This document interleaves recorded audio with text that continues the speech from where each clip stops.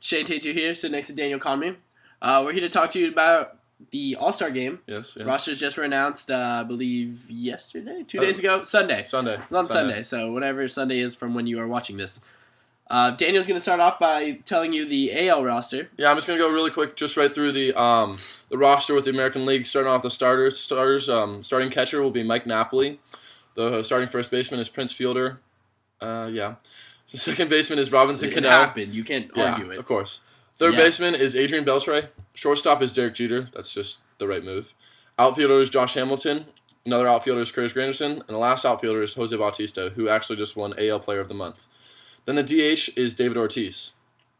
Then going on to the pitchers, we have Ryan Cook from Oakland, Matt Harrison from Texas, who won AL Pitcher of the Year, of the month. Felix Hernandez from Seattle, Jim Johnson from Baltimore, Joe Nathan from Texas, Chris Perez from Cleveland, David Price from Tampa Bay, Fernando Rodney from Tampa Bay, CC Sabathia from New York, who's on the DL, Chris Sale from the White Sox, Justin Verlander from Detroit, Jared Weaver from LA, or the Angels, sorry, and CJ Wilson for the Angels. From South Orange County. Then from the reserves, it is Joe Mauer and Matt Wieters catching, and shortstops, it's Elvis Andrus and Asdrubal Cabrera. Miguel Cabrera is the lone third baseman, and then second base it's Ian Kinsler. First base is Paul Konerko. Then the three outfield spots is Adam Jones, Mike Trout, and Mark Trumbo.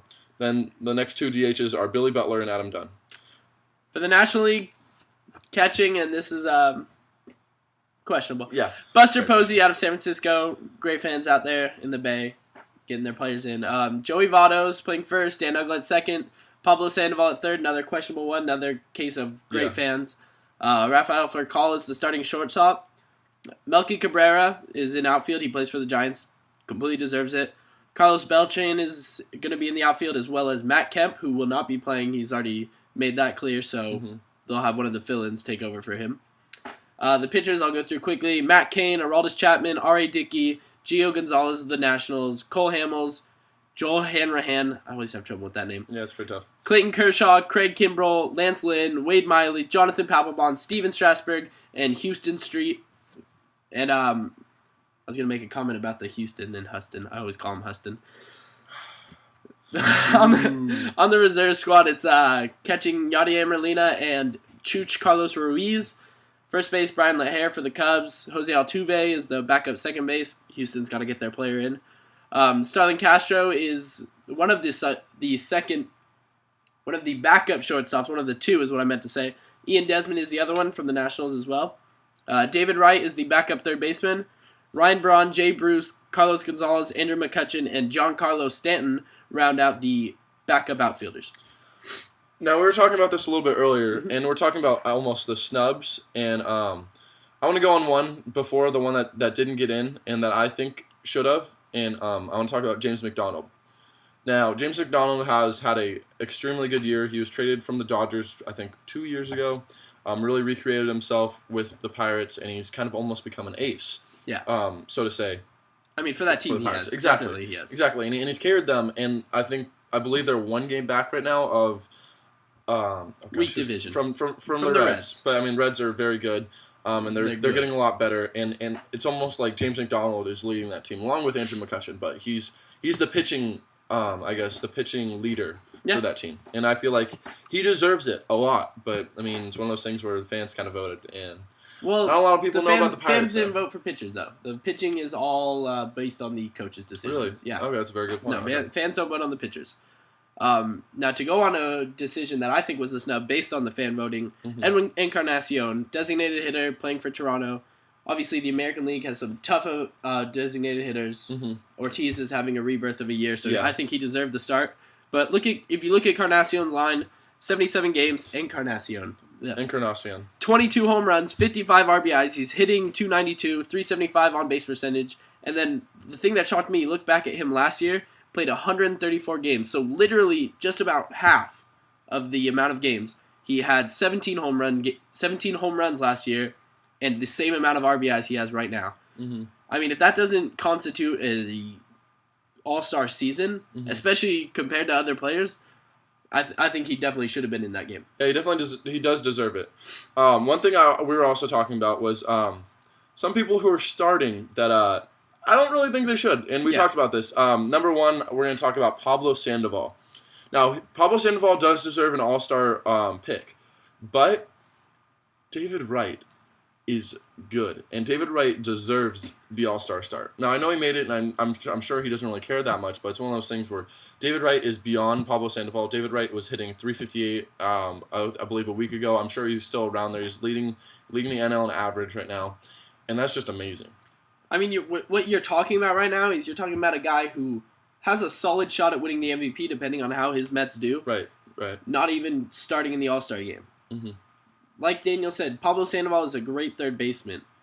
But to be honest, I don't think he really holds a candle to David Wright. David Wright. Gosh.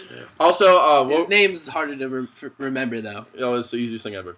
Anyways, we're also going to talk about is Buster Posey, who is also starting for the the National League at catcher. Keep in mind, Daniel agreed with me. This isn't just my Dodger bias coming out. Yes, this is very true. Buster Posey's hitting, I think, around 303, having a pretty good season, 10 home runs, 42 RBIs. But the problem is there's this guy named Carlos Ruiz, or Chooch, as you like to call him in the Philadelphia Phillies fan organization. But he's hitting around 360, I believe. He has 11 home runs and 43 RBIs.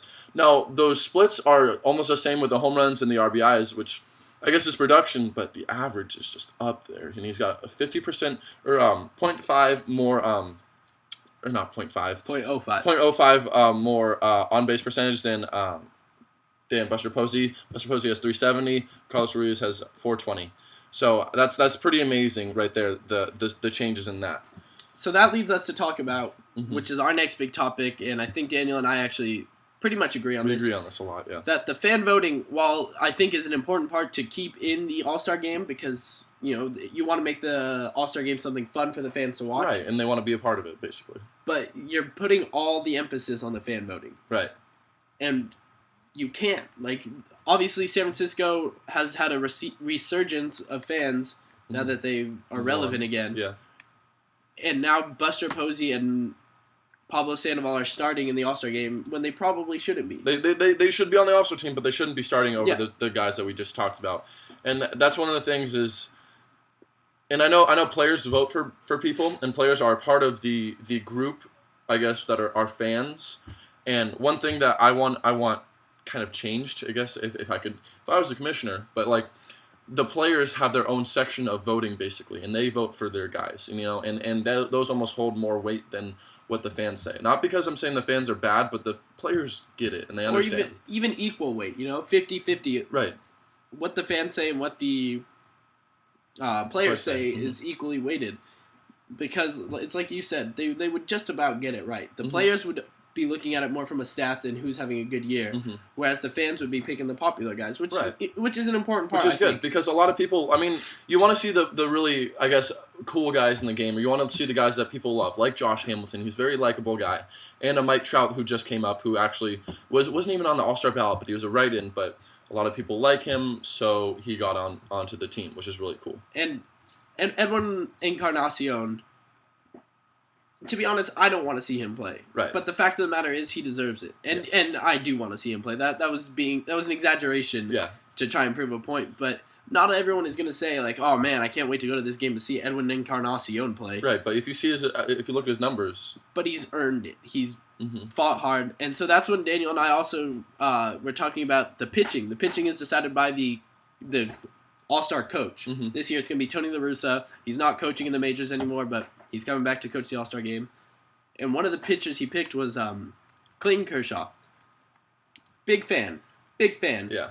Very average numbers. That goes on track record. And that's one of the things that I guess we both don't really like, is that a lot of people are chosen as All-Stars on their track record for the past years.